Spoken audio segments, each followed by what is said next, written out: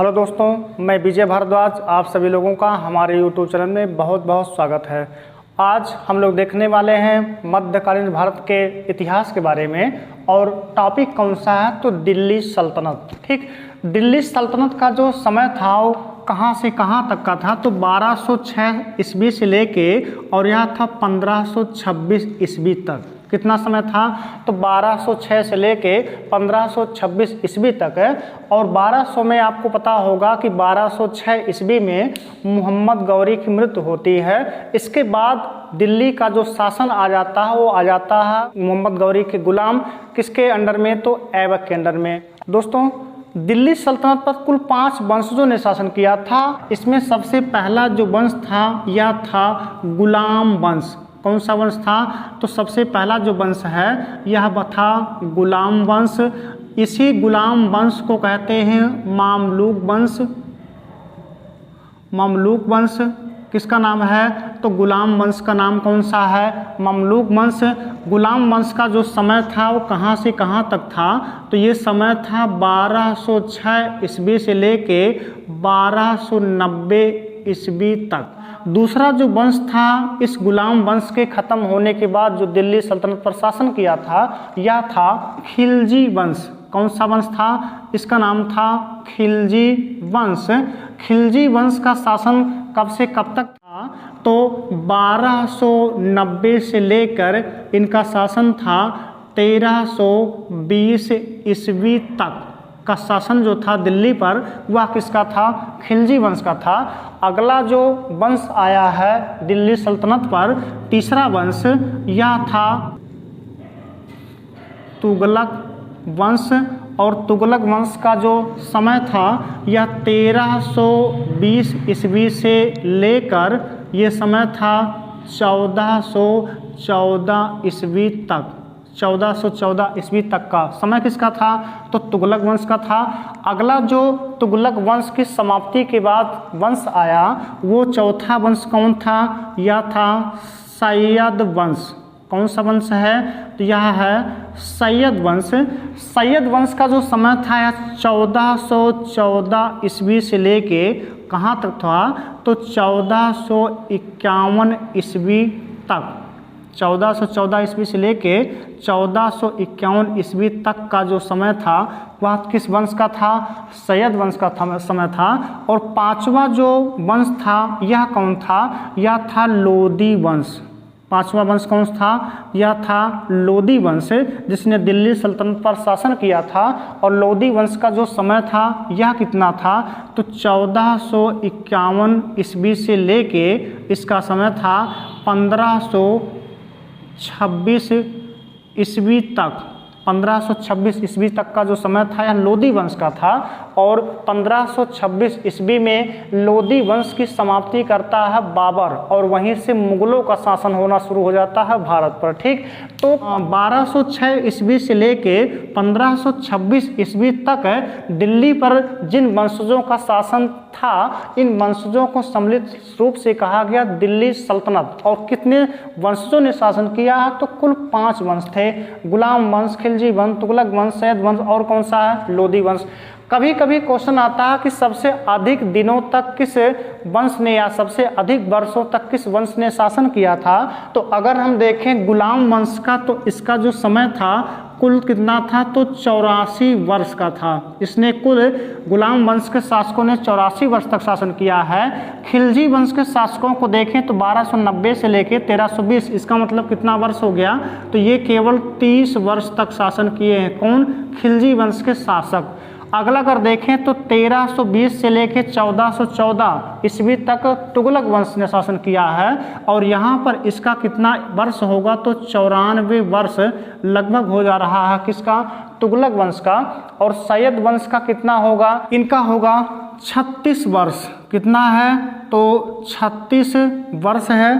ठीक, और लोदी वंश के शासकों का समय कितना है? तो कुल मिला जुला के 76 वर्ष का समय था। ठीक, तो अगर हम इन 5 वंशजों की बात करें कि सबसे अधिक दिनों तक किस वंश ने शासन किया था, तो आप देखेंगे सबसे अधिक दिनों तक शासन किया था तुगलक वंश ने। तुगलक वंश का समय कितना था? तो कुल 94 वर्षों तक तुगलक वंश ने दिल्ली पर क्या किया था? शासन किया था। और सबसे कम समय तक किस राजवंश ने शासन किया? तो वह किया है कौन? तो खिलजी वंश। खिलजी वंश का जो समय था वह केवल 30 वर्ष था। आगे हम लोग देखते हैं गुलाम वंश के बारे में कि गुलाम वंश में कितने शासक हुए और क्यों इसको गुलाम वंश कहा गया। ठीक, जैसे कि आपको बताया गया कि दिल्ली सल्तनत पर सबसे पहला जो वंश का शासन हुआ यह किसका था? तो गुलाम वंश का था। और गुलाम वंश में कितने शासक हुए? 1206 से लेकर 1290 ईस्वी तक। तो कुल 11 शासक हुए थे गुलाम वंश के 1206 से लेकर 1290 ईस्वी तक। पहला गुलाम वंश का जो शासक था इसका नाम था कुतुबुद्दीन ऐबक। कुतुबुद्दीन ऐबक सबसे पहला शासक था गुलाम वंश का। इसका जो समय था यह समय था 1206 ईस्वी से लेके 1210 ईस्वी तक। 1206 से लेके 1210 ईस्वी तक का जो समय था गुलाम वंश का पहला शासक वो कौन था? कुतुबुद्दीन ऐबक था। इसका मतलब गुलाम वंश की स्थापना किस के द्वारा हुआ है? तो वह हुआ था कुतुबुद्दीन ऐबक के द्वारा। अगला जो शासक हुआ है गुलाम वंश में इसका नाम था आराम शाह।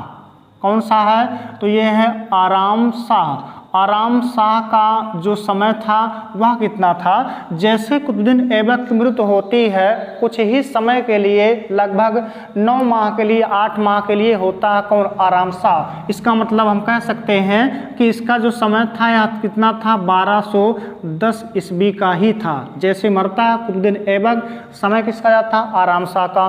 कुछ समय बाद आराम शाह अपने पद से हटा दिया जाता है। ठीक, इसके जगह पर जो शासक नया बना है इसका क्या नाम था? इसका नाम था इल्तुतमिश। इसका नाम क्या था? इसका नाम था इल्तुतमिश। और इल्तुतमिश का जो समय था यह कितना था? तो 1210 से लेके 1236 ईस्वी तक का जो समय था यह किसका था? यह था इल्तुतमिश का। ठीक, और यही इल्तुतमिश दिल्ली सल्तनत में गुलाम वंश का वास्तविक संस्थापक माना जाता है। ठीक, इल्तुतमिश की मृत्यु होती है 1236 ईस्वी में। और इल्तुतमिश की मृत्यु के बाद उसका पुत्र था जिसका नाम था रुकनुद्दीन फिरोज शाह।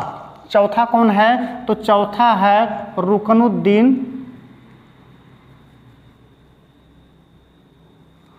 रुकनुद्दीन फिरोज शाह। रुकनुद्दीन फिरोज शाह कुछ समय तक केवल रहता है दिल्ली सल्तनत का शासक। इसका मतलब कितना समय है? तो 1236 ईस्वी की लास्ट तक, 1236 ईस्वी की लास्ट तक इसको भी उसके पद से हटा दिया जाता है। और इसके जगह पर एक 5वां शासिका आती है जिसका नाम है रजिया सुल्तान। कौन है? तो यह है रजिया सुल्तान। और रजिया सुल्तान इल्तुतमिश की क्या थी? तो यह इल्तुतमिश की पुत्री थी। और दिल्ली सल्तनत में प्रथम ऐसी शासिका थी जो महिला थी। और अंतिम भी शासिका यही कौन थी? महिला थी। रजिया सुल्तान का जो समय पीरियड था यानी टाइम ड्यूरेशन था यह कितना था? तो 1236 से लेके समय था 1240 ईस्वी तक का। 1240 ईस्वी तक का समय किसका था? रजिया सुल्तान का था। अगला जो शासक हुआ है दिल्ली सल्तनत का रजिया सुल्तान के बाद वह हुआ है मुइजुद्दीन बहराम शाह। कौन हुआ है? तो वह है मुइजुद्दीन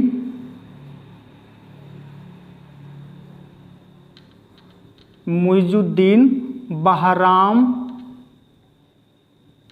शाह। मुइजुद्दीन बहराम शाह का जो समय था यह था 1240 ईस्वी से लेके 1242 ईस्वी तक। किसका समय था? तो यह था मुइजुद्दीन बहराम शाह का। यह 6वां शासक था गुलाम वंश का। ठीक, अगला जो शासक है गुलाम वंश का वह है अलाउद्दीन मसूद शाह। नाम क्या है? इसका नाम है अलाउद्दीन मसूद शाह। नाम क्या है? इसका नाम है अलाउद्दीन मसूद शाह। और अलाउद्दीन मसूद शाह का जो समय था यह कितना था? तो 1242 ईस्वी से लेके इसका समय था 1246 ईस्वी तक। ये कौन शासक था? तो यह था 7वां शासक। इसके बाद एक शासक अन्य होता है 8वां दिल्ली सल्तनत का। इसका नाम है नासिरुद्दीन महमूद। इसका नाम क्या है? नासिरुद्दीन